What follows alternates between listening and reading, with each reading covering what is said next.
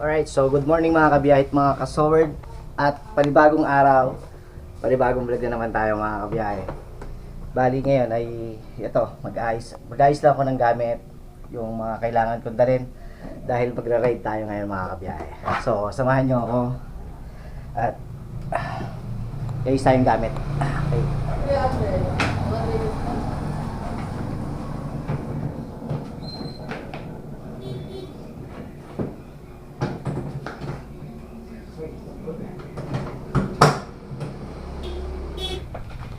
Okay. Siyempre hindi natin pwedeng kalimutan ng ating check muna natin kung kumpleto. Drone check, remote tignan natin kung may charge 52%, kaya pa, pwede pa. Dalawang battery tsaka yung isa. Okay.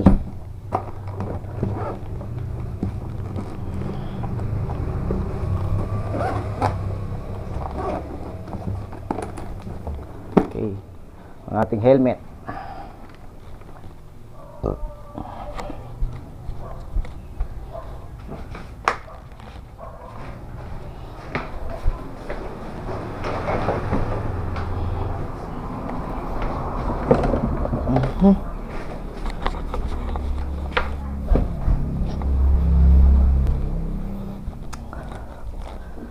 At syempre ang ating jersey ng RDM. So mga kabiyahe, ito yung pinadala nga sa atin ng RDM sa Cagayan de Oro. At bali pinadala tayo ng jersey nila. At ito yung kauna-unahan na jersey na gagamitin natin sa ating adventure, mga kabiyahe at mga kasoward. So suot na natin.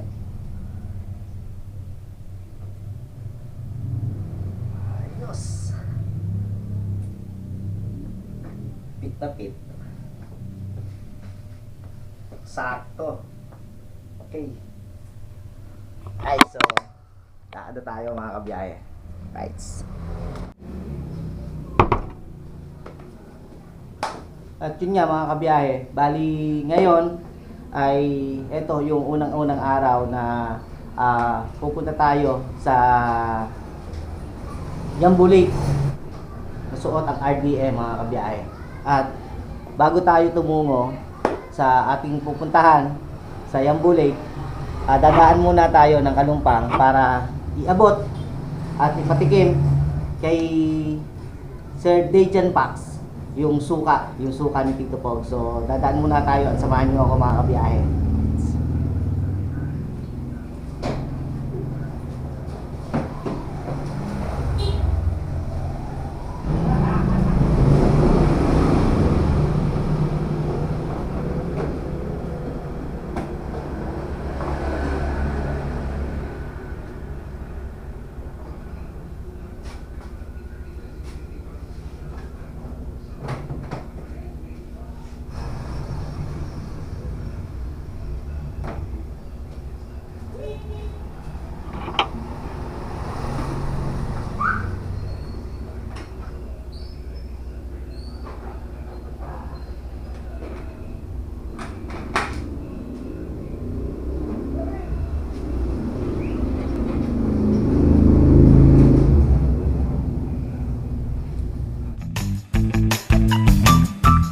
Ito ang aking kwento. Makakapanood kayo ng masasaya, nagluluto, namamalengke, naggagala, nagro-road trip kung saan-saan. At ang pangarap ko, mabigyang saya ang aking pamilya at ang aking mga manonood. Kaya tara na mga kabiyahe. Alright. Thank you. Alright, so yun mga kabiyahe at mga kasoward. At ngayon ay pupunta tayo sa Yambu Lake, sa bayan ng Nagkarlan mga kabiyahe. So matagal na gusto kong pumunta ng Yambu Lake at hindi pa rin naman ako nakakapunta. Kaya ngayon nagkaroon tayo ng pagkakataon para pasyalan at tignan ang kagandahan ng Yambu Lake, mga kabiyahe.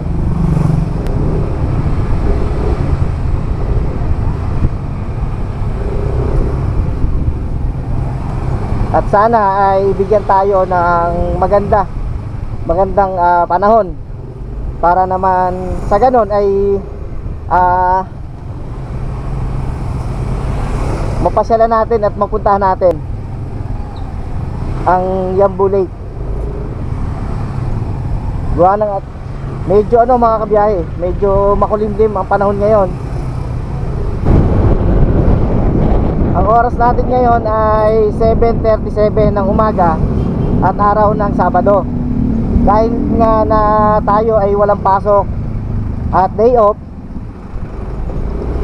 kaya sasamantalahin ko ang araw na to para may pasyal kayo sa isa sa mga magandang lugar dito sa Laguna, mga kabiyahe.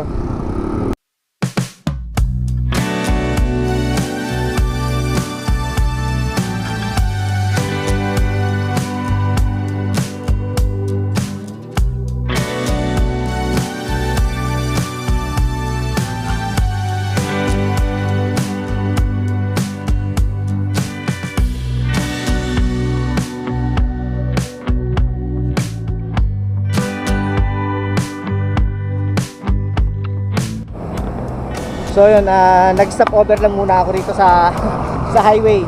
Ito, sa highway siyempre ang magiging service natin ngayong araw ay si Max.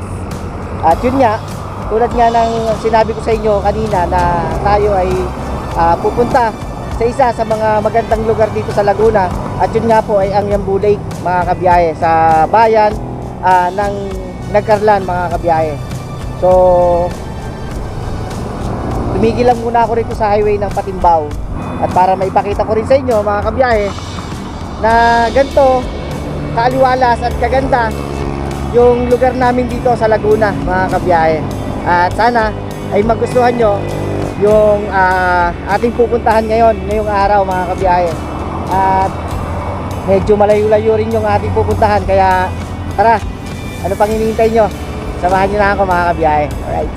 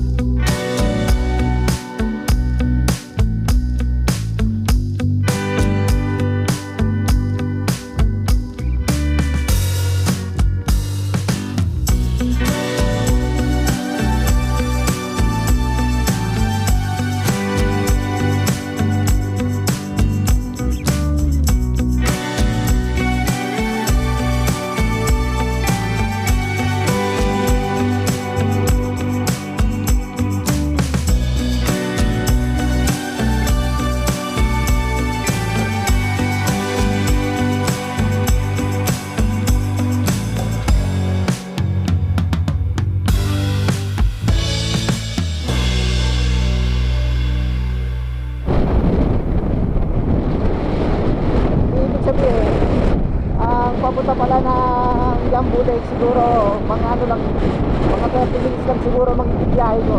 Kasi malapit lang naman yung Nagcarlan. Tapos kakanan tayo pagdating na bago mag-munisipyo, kakanan daw tayo. So hindi ko pa kasi alam kung saan, pero titignan natin at hahanapin natin, mga kabiyahe. Ito, malapit din tayo kila St. Dejan. Dejan pa.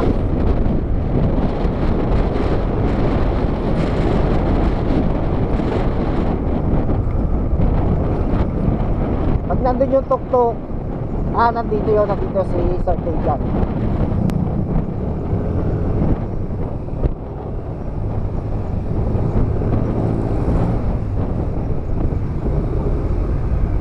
Kaso ang aga natin, kung nandyan baka tulog pa si Sir eh.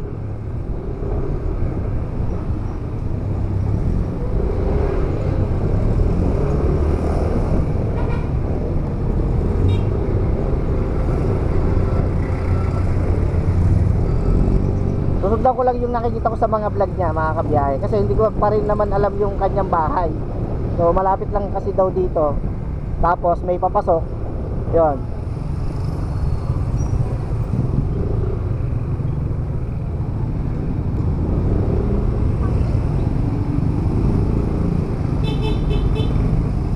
Eto, tingnan natin dito sa kanan.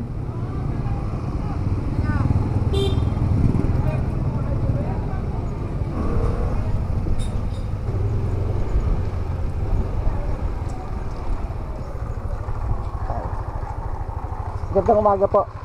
Boss, dito po yung kay Dejan Pack. Dito po. Ito po yung gate na. Ay, sige po. Thank you po.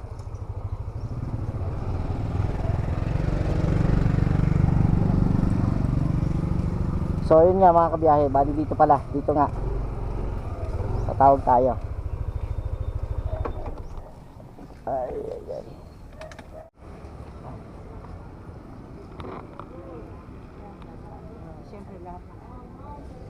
Ba't dito po kailan Dejan Pax?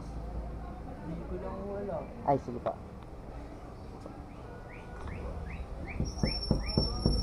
Tao po.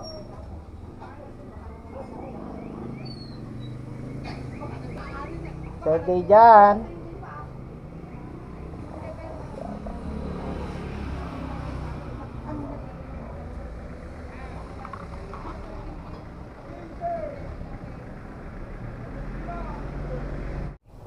So yun, siguro tulog pa si si Sir Dejan para mamaya na lang siguro pagbalik na lang natin.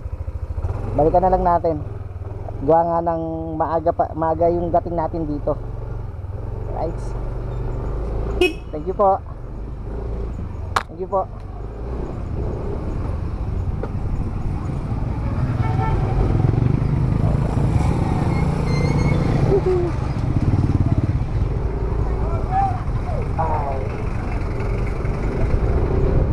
Right, so diretso na tayo. At punta muna tayo ng Yambu Lake. Tapos pagka tayo pauwi, tsaka tayo dumaan ulit kay Sir Dejan.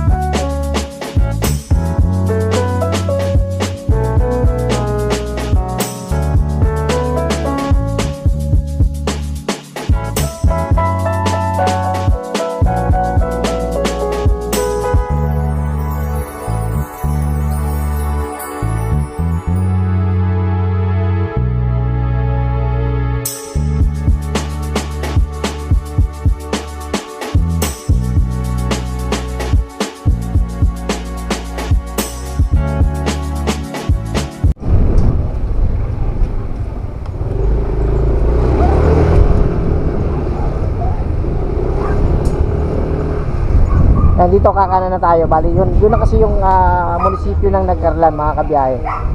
So dapat doon tayo manggagaling. Kaya lang, di ba sarado? Kaya tayo, dito tayo kakanan tayo. Kanan po, sir.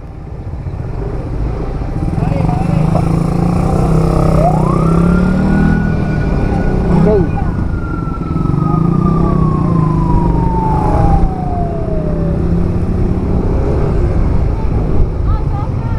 May mga riders, oh. Mga rider din.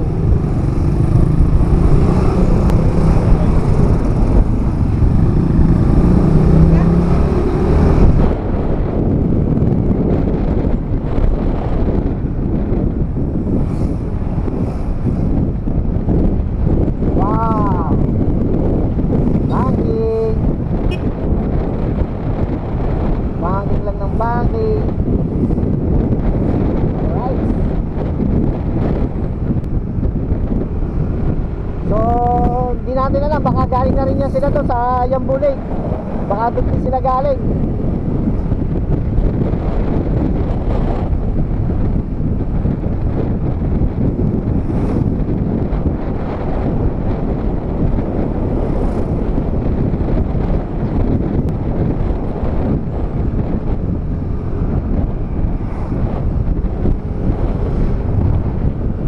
Trivia nga pala tayo, mga kabiyahe. Ang Yambu Lake ay isa nga pala ang Yambu Lake sa kabilang sa 7 lawa ng San Pablo, mga kabiyahe. Kaya lang, ang Yambu ay nasa lugar ng Nagcarlan.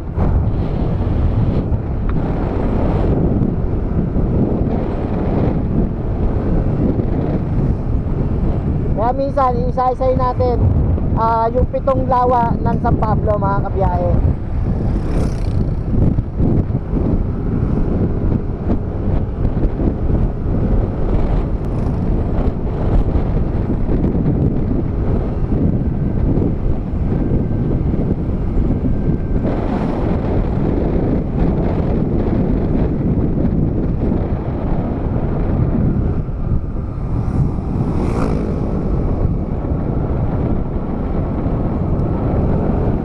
Woohoo! Kaya dito tayo kakaliwa.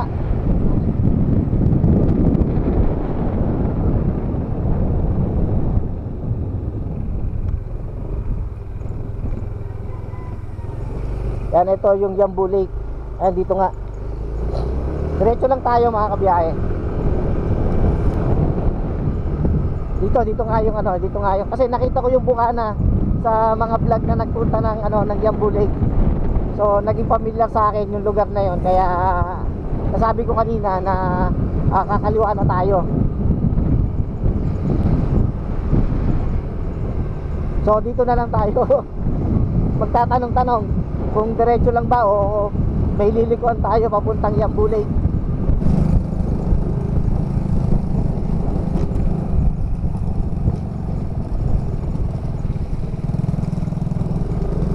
Puro ano pala rito sa loob, puro koprahan.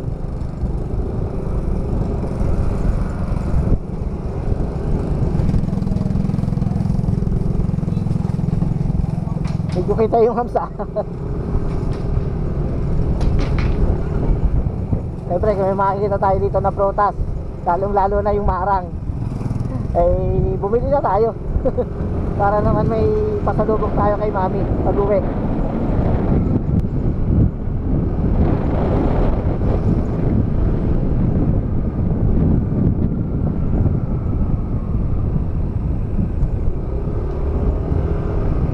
Wala pa akong nakikitang kung saan po pwede tayong kung saan yung papasukan natin.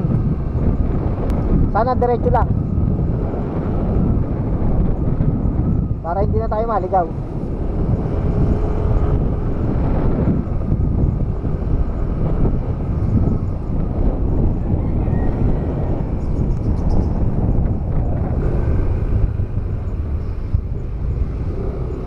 Alumbrado Elementary School. Alumbrado. Oh!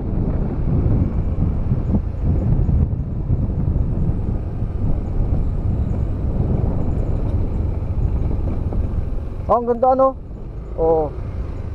May ano pala rito. Okay no? Okay ah.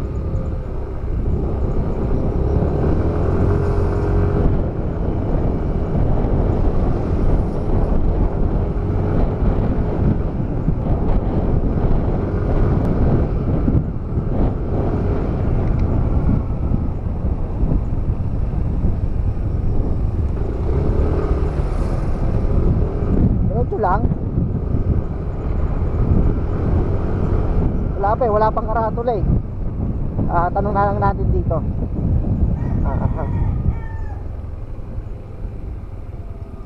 Gandang umaga po, Nay.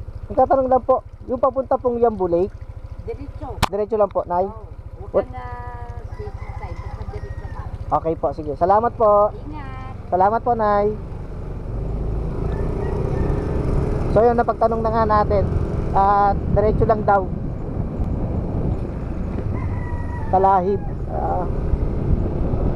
Diretso lang daw, sabi ni Nanay.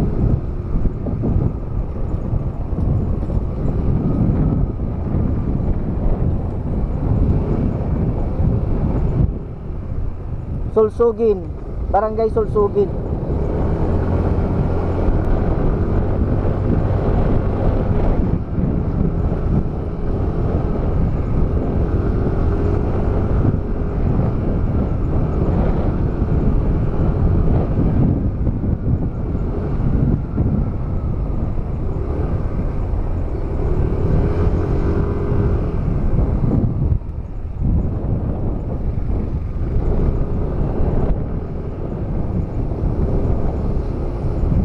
Ang gaganda ng saging. Ayun, Tordan.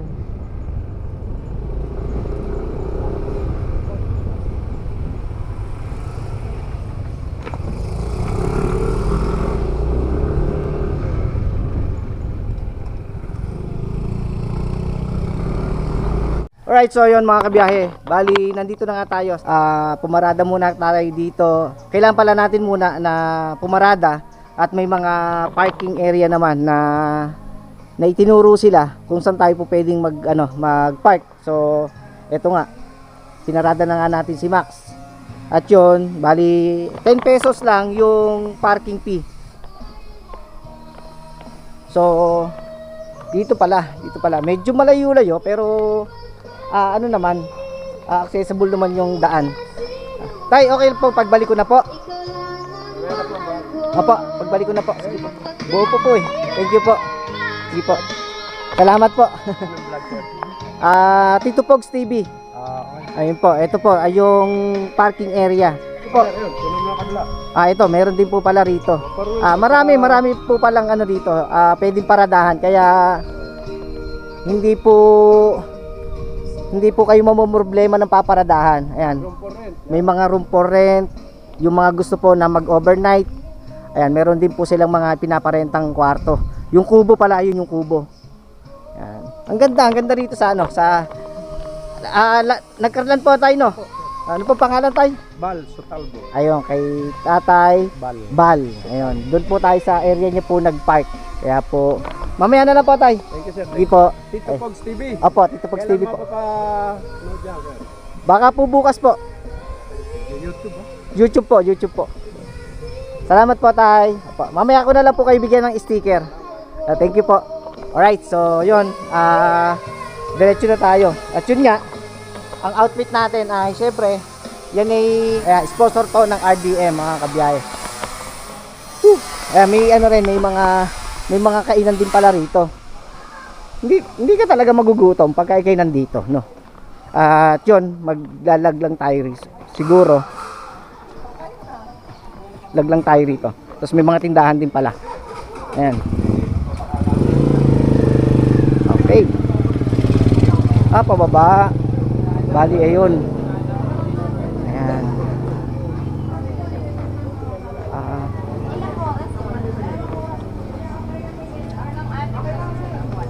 Kaya. Ayun, mag-ano muna tayo. Maglalag muna tayo.